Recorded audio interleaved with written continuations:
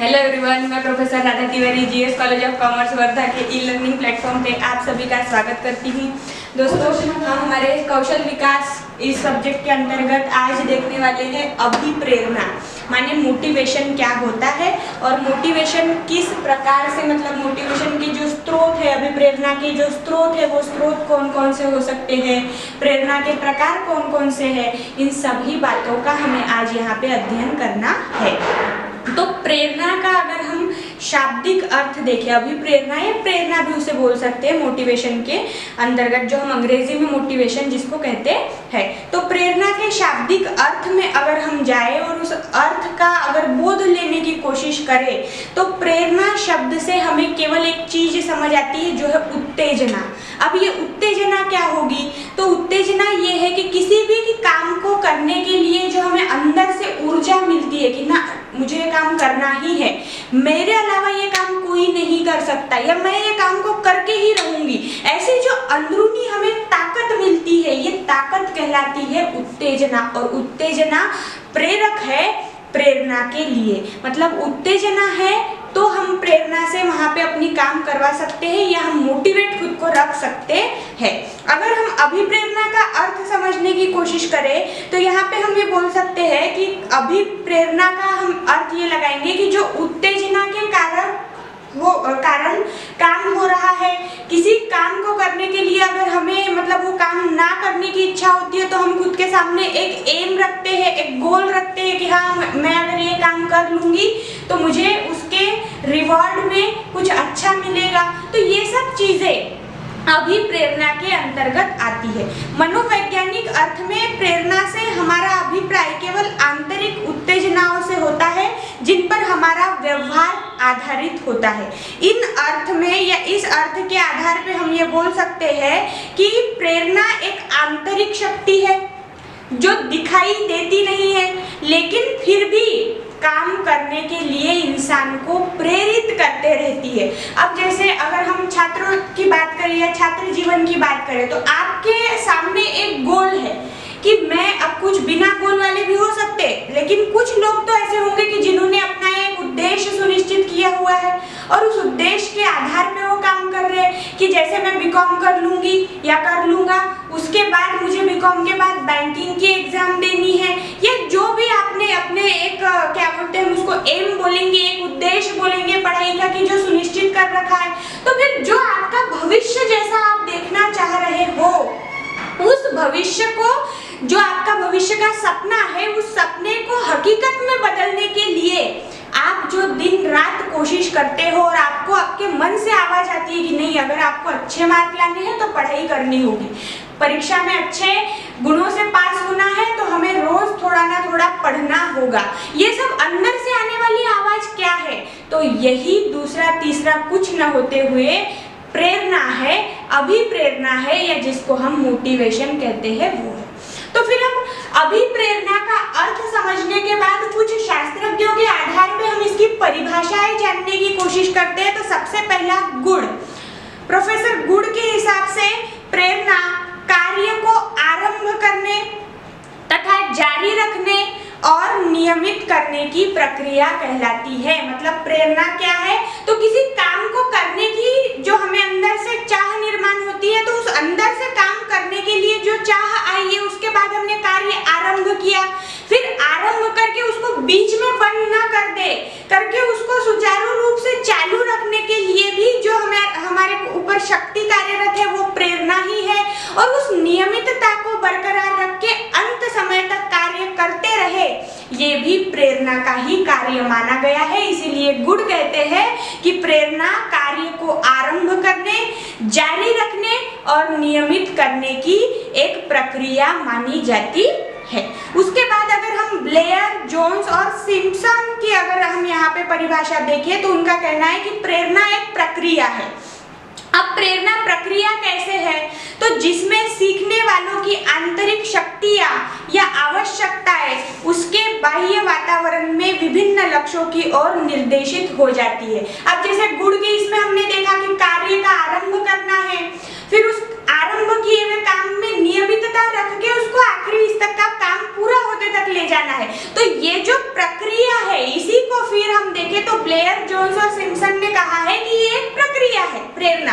और प्रक्रिया के साथ साथ जो हम सीखते हैं, उस सीखने की प्रक्रिया को हमारी आंतरिक शक्तियां, जो बाहरी शक्तियां है, उसको निर्देशित करती है कि आपको ये काम करना है, आप ये काम अच्छे से कर सकते हो। जो हमें अंदर से आवाज आती है या कोई बाहरी व्यक्ति भी हमें मोटिवेट करता है, तो वो आपके अंदर जो कहीं ना कहीं एक भावना उद्दीपित है कि आप ये कर सकते हो लेकिन आप कर नहीं पा रहे हो, तो आपको उस काम को करने के लिए जो एक प्रेरक शक्ति प्रदान करता है। जैसे कोई मोटिवेशनल स्पीकर सुनना, किसी को सुनना बहुत पसंद होता है, वो मोटिवेशनल स्पीकर्स के जो एक छोटे छोटे वीडियोस होते हैं वो सुनकर खुद को बहुत उत्तेजित या प्रेरणा आया हुआ महसूस करते हैं, मोटिवेट हुआ हुआ महसूस करते हैं, और उसके बाद वो काम बहुत आसानी से कर लेते हैं जो वो पहले शुरू भी नहीं कर पा रहे थे। ऐसे बहुत से लोग हो सकते हैं। तो ऐसे ही प्रेरणा को या अभिप्रेरणा को हमने गुड और ब्लेयर, जोन्स और सिम्पसन के हिसाब से यहाँ पर परिभाषित करने की कोशिश की।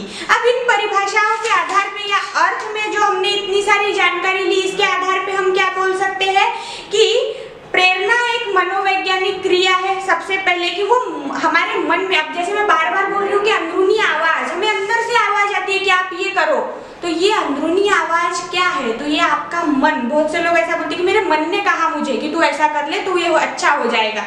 तो ये जो मन के कहने की प्रक्रिया है, इसे अगर हम एक शब्द प्रयोग उसके लिए करना चाहे तो उसे मनोवैज्ञानिक प्रक्रिया कह के भी संबोधित कर सकते हैं अभिप्रेरणा को। दूसरा, ये किसी आवश्यकता से उत्पन्न होती है। जैसे अगर कोई बहुत जरूरतमंद है, उसे पढ़ाई पूरी करने के बाद किसी एक अच्छे नौकरी की जरूरत है, तो उसकी जरूरत है, आवश्यकता है पैसा कमाना। और पैसा कहाँ से मिलेगा? तो अच्छा एजुकेशन रहेगा, अच्छी हमारे पास स्किल होगी, नॉलेज होगा, तो उसके आधार पे हम पैसे कमा सकते हैं। तो इसीलिए एक उनकी जरूरत जो है, उस जरूरत के आधार पे फिर वो अपना बर्ताव बदल देता है। अगर एक बहुत अमीर घर का बच्चा है तो आप बहुत बार देखेंगे कि अमीर घर के 100 में से एक ही बच्चे को पढ़ाई के लिए बहुत ज्यादा सीरियसनेस होता है। बाकी 99% यही सोचते हैं कि हमने कुछ नहीं भी किया तो भी हमारी जिंदगी ऐशो आराम से कट जाएगी। लेकिन जो जरूरतमंद लोग हैं, जिन्हें आवश्यकता है, वो अपनी आवश्यकता को ध्यान में रखते हुए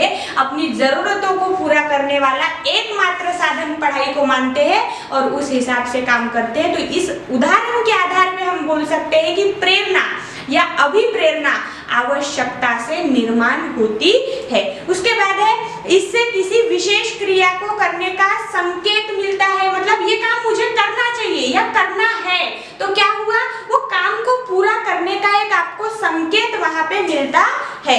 प्रेरणा द्वारा निर्मित लक्ष्य या प्रेरणा द्वारा विकास हुई हुई प्रगति है हमारी जो हुई है, या हमारा जो विकास हुआ है, वो हम चिरकाल तक ध्यान में रख सकते हैं। और अगर हमें एक बार किसी भी कारण से जो हम प्रेरित हुए और हमारा एक काम अगर सफल हो जाता है, तो आपको दोबारा दूसरा काम करने के लिए ये सफल हुआ हुआ काम भी प्रेरणा देने का काम कर सकता है। इसका भी मैं आपको एक एग्जांपल देती हूँ कि अगर 12th स्टैंडर्ड तक का बिल्कुल एवरेज स्टूडेंट है, मतलब उसके बहुत ज्यादा परसेंटेज भी नहीं है, बहुत कम परसेंटेज भी नहीं है, बीच में खेल रहा है, एवरेज स्टूडेंट है। लेकिन जब बीकॉम पार्ट 1 में वो आ जाता है और बीकॉम पार्ट 1 में आने के बाद अगर बहुत अच्छे परसेंटेज आके वो कॉलेज में फर्स्ट आ जाता है, तो कॉलेज में फर्स्ट आने के बाद उसको जो एक प्रेरणा मिली कि अरे थोड़ी सी अगर पढ़ाई कर ली जाए तो मैं एक एवरेज स्टूडेंट से एक ब्रिलियंट स्टूडेंट में या टॉपर स्टूडेंट में तब्दील हो चुका हूँ। और अगर अब इसी थोड़ी कोशिश को जारी रखता हूँ तो ये सिलसिला मेरा चालू रहेगा या मैं हमेशा इस पे रह सकता हूँ, ऊंचाइयों पे रह सकता हूँ। और फिर ये जो एक सफलता मिली है ना, और हो सकता है वो 12th में एवरेज स्टूडेंट रहने के कारण किसी एक टीचर ने जाके मोटिवेट कर दिया होगा उसे कि तू ऐसा कर सकता है, तुम अच्छा कर सकते हो, ऐसा वगैरह, जिससे भी वो मोटिवेट हुआ होगा। लेकिन अब जो उसने यहाँ पे हासिल किया है एक मुकाम फर्स्ट ईयर में, वो मुकाम उसे आगे ले जाके सेकेंड ईयर में अच्छा करने के लिए, मतलब अब उसे मोटिवेशनल स्पीकर की जरूरत नहीं है यहाँ पे, लेकिन वो खुद के जो कमाई उसने अर्जित की है उसके आधार पे आगे बढ़ सकता है। इसीलिए हम ये बोल सकते हैं कि प्रेरणा एक बार मिलके जो लक्ष्य हासिल हो जाता है, फिर वो लक्ष्य हमें दोबारा प्रेरणा की ओर ले जाने का काम करता है। प्रेरणा बन जाता है वो लक्ष्य और दूसरा लक्ष्य हासिल करने में मदद करता है। तो ये हमने यहाँ पर प्रेरणा की अलग अलग या अभिप्रेरणा की परिभाषाएं भी देख ली, विशेषताएं भी देख ली। उसके बाद अब देखते हैं प्रेरणा के प्रकार।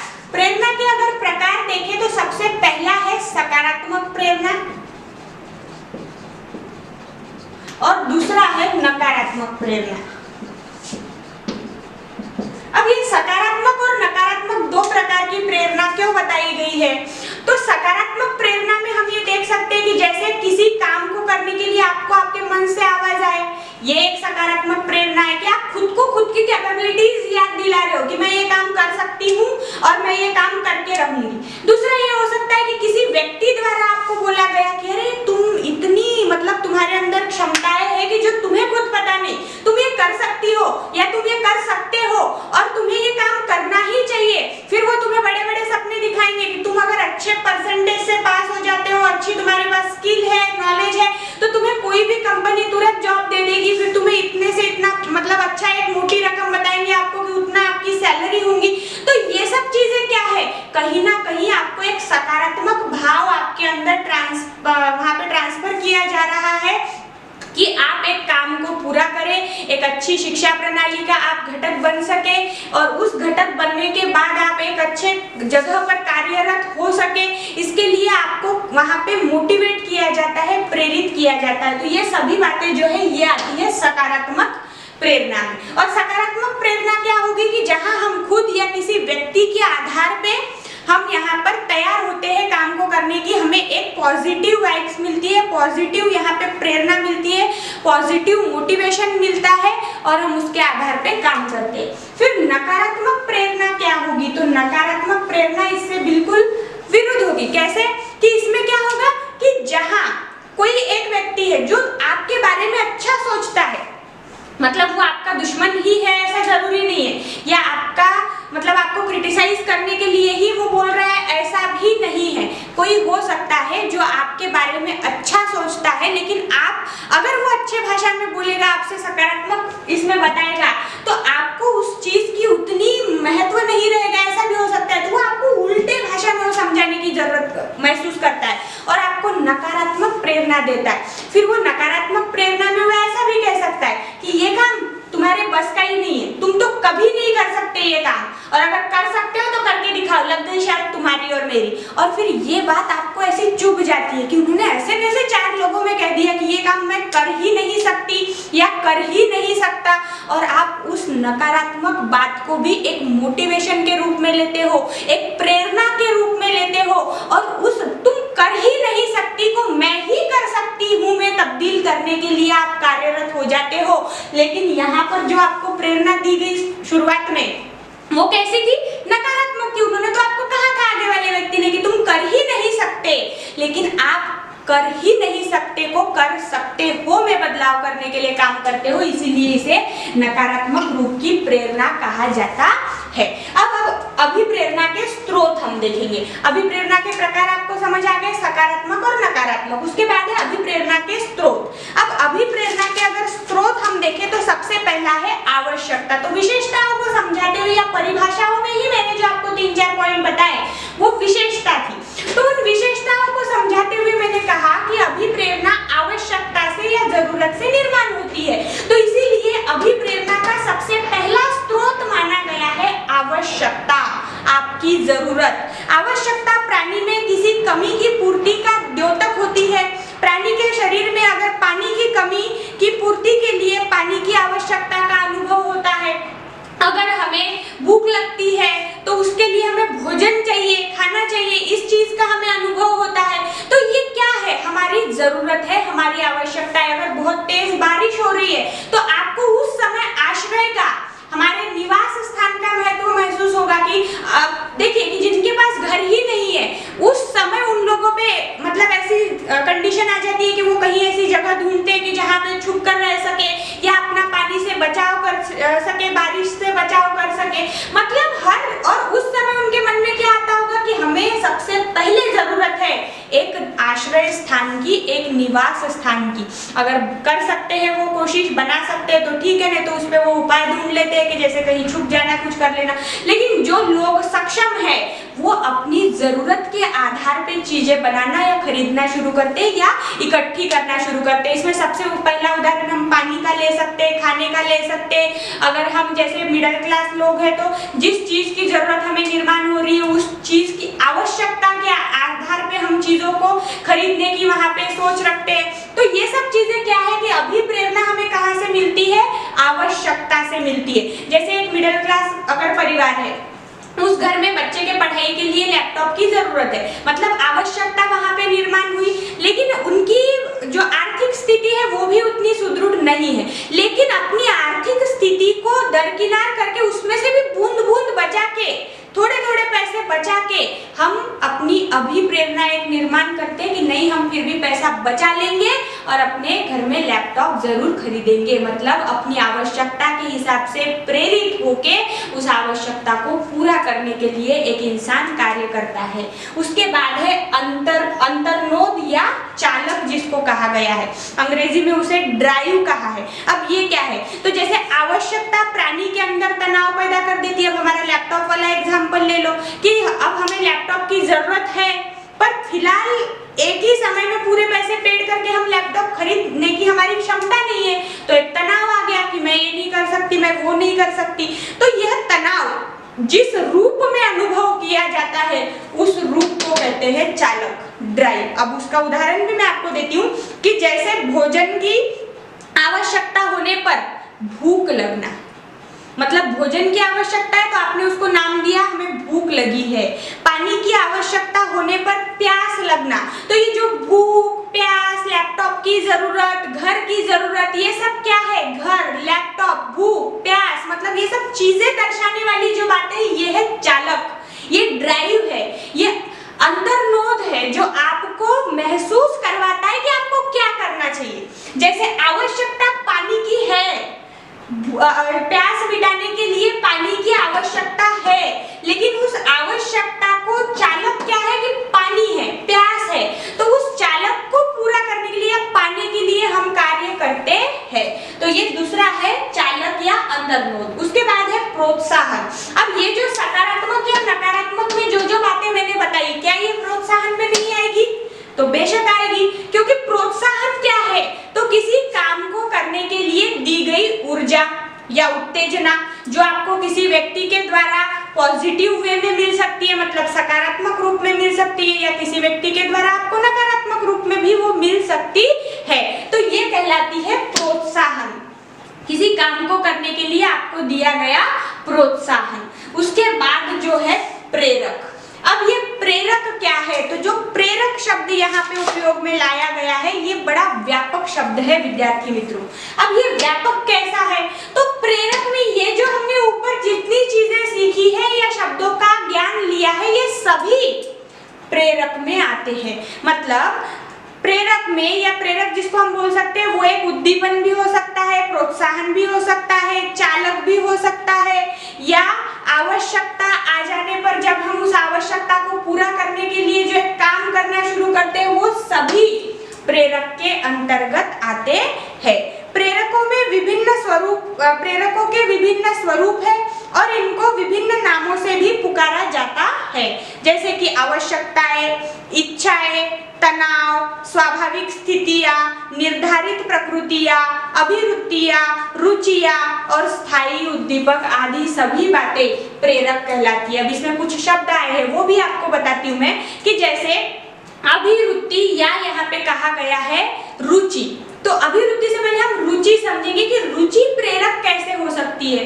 तो अगर मान के चलिए कि आपके पिताजी ने आपको कॉमर्स में पढ़ाई के लिए डाल दिया, मतलब आप बीकॉम में हो, बीकॉम सेकेंड ईयर में हो, 4th सेमेस्टर में हो, लेकिन आपकी रुचि निरंतर किसी म्यूजिक इंस्ट्रूमेंट को बजाने में है। मान के चलते आपको गिटार बजाना बहुत पसंद है, लेकिन आपके पिताजी ने आपको म्यूजिकल इंस्ट्रूमेंट की पढ़ाई करने के लिए डाला क्या? मतलब म्यूजिकल जो संगीत का जो अभ्यास करना जहाँ होता है उस स्कूल में आपको डाला क्या, या उस कॉलेज में आप हो क्या? नहीं, आप तो वाणिज्य शाखा के स्नातक हो, स्नातक बनने वाले हो, मतलब डिग्री ले रहे हो। आपकी रुचि किसमें है? गिटार बजाने में। आपको डाला गया है कॉमर्स में पढ़ रहे हो आप, लेकिन फिर भी आपका कहीं ना कहीं आपके मन में एक सॉफ्ट कॉर्नर है गिटार बजाने के लिए और उसमें अपना करियर बनाने के लिए। तो आपकी जो ये रुचि है ये आपको उसके आधार पे कोई ना कोई एक अपॉर्चुनिटी ढूंढने के लिए मजबूर करेंगी। आप साथ ही साथ इस पढ़ाई के साथ ढूंढते रहोगे कि कहीं गिटार बजाने की या ऐसी कोई कंपटीशन है क्या, या कोई ऐसे क्लासेस है क्या कि जहां मैं अपने रुचि को और अच्छा इम्प्रूव कर सकूं और उसके आधार पे अपना करियर बना सकूं। तो कहीं ना कहीं आपकी रुचि एक प्रेरक होती है और वो प्रेरक बात आपको निरंतर प्रेरणा देते रहती है कि आपको ये काम करना है, आप कर सकते हो। इसके अलावा स्वाभाविक स्थितियां या कोई ऐसी स्थिति, इच्छाएं, तनाव भी कभी कभी हमारे लिए प्रेरक हो जाता है कि जो तनाव आपके लिए बन गया है, जैसे लैपटॉप ना खरीद पाना एक तनाव था, लेकिन लैपटॉप ना खरीद पाने पर भी अब इस स्थिति पर मात करके लैपटॉप तो मैं अपने घर में लाऊंगा या लाऊंगी, ये एक बात क्या बन गई? प्रेरक बन गई। इसलिए इच्छाएं, रुचि, आशा, आकांक्षा, तनाव, विभिन्न परिस्थितियां और उस परिस्थिति से निर्माण होने वाले हमारे आगे आने वाले संघर्षपूर्ण संकट, ये सभी एक व्यक्ति के लिए, एक इंसान के लिए प्रेरक हो सकते हैं। तो इसीलिए आज के इस वीडियो में सबसे पहला अभिप्रेरणा का अर्थ समझा, मतलब डेफिनेशन या मीनिंग ऑफ मोटिवेशन, फिर उसके बाद परिभाषाएं माने डेफिनेशन समझी, प्रकार समझे और अभिप्रेरणा के स्रोत समझे। इसके बाद हम आगे का पोर्शन लेके मैं आपके लिए फिर से एक वीडियो लेके प्रस्तुत रहूंगी। तब तक आपको कुछ नहीं करना है प्रिय छात्रों, केवल एक कॉपी बना लीजिए छोटी सी 100 पेज का, अगर आपने रजिस्टर भी बना लिया तो भी चलेगा। और जैसे मैं यहाँ पे मेन पॉइंट लिखती हूँ ना हर चीज के, ऐसे अगर आपने मेन पॉइंट भी लिख लिए तो आपका खुद का एक यहाँ पे हम जिसको बोल सकते हैं कि जो परीक्षा के समय में हमारे पास एक शॉर्ट नोट की बुक होती है, या जो ये दिनेश चंद्र और प्रदीप कुमार वगैरह जो ये होते हैं ना, ये आपको ऐसी ही सब चीजें दे के आपसे पैसे कमा रहे हैं। तो क्यों हम बाहरी लोगों को पैसे दे, खुद आप बस वीडियो के साथ 5 मिनट भी नहीं लगेगा इतना लिखने के लिए, लेकिन हर वीडियो का जो दिया हुआ है ऐसा मेन कीवर्ड्स वाला कंटेंट है, अगर आप लिखते चलोगे तो आपका खुद का एक शॉर्ट नोट बन जाएगा, एक अच्छी सी आपकी कॉपी बन जाएगी, जो आप देख के पूरा पिछला जितना भी कंटेंट है फिर से एक बार रिकॉल कर सकते हो। तब तक के लिए शुक्रिया, नेक्स्ट वीडियो में फिर मिलेंगे।